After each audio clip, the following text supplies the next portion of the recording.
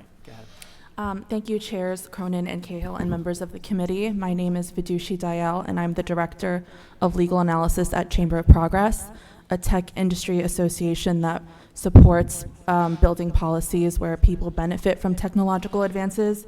And I respectfully urge you to support S3021, which will make meaningful updates to the Commonwealth's Section 70 vehicle requirements, modernizing alternative student transportation while preserving core safety standards.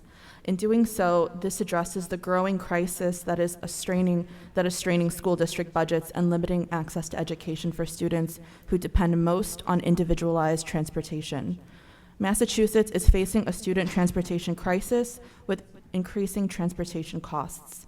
Even though it is consistently ranked as having the best public schools in the country, districts are being squeezed by rising transportation costs and shrinking flexibility. Financial strain is not limited to any one district.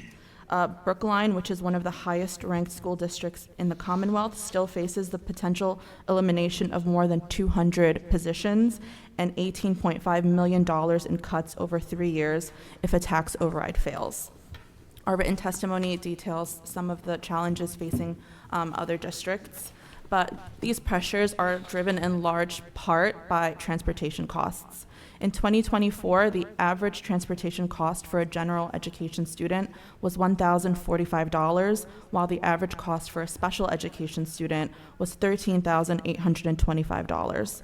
And in the median district, just 17 special education students accounted for 49% of the overall spend on special education transportation. This just illustrates how a very small number of individualized routes can disproportionately drive up costs.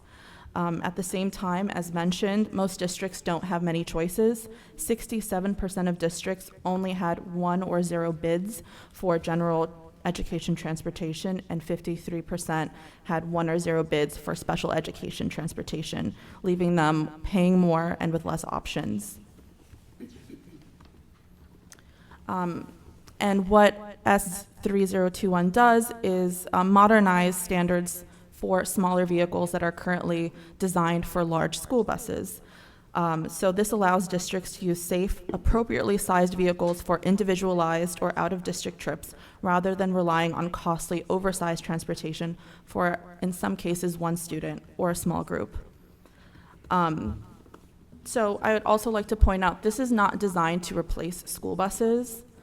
Currently, school buses are the most cost-efficient option for high-volume trips.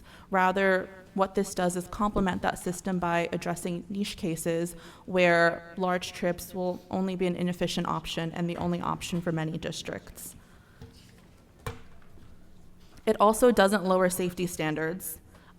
Core safety standards such as... You're past 3 minutes. Could I just ask you to wrap up your testimony in the next minute or so? Yes, thank you. Just jumping down to access, currently 33,000 K-12 students in Massachusetts are facing homelessness. Other students who are in the foster care system or have disabilities are the primary groups who would benefit from having alternative transportation solutions. So for those reasons and more, we urge your support on this bill. Thank you very much. Any questions from the committee?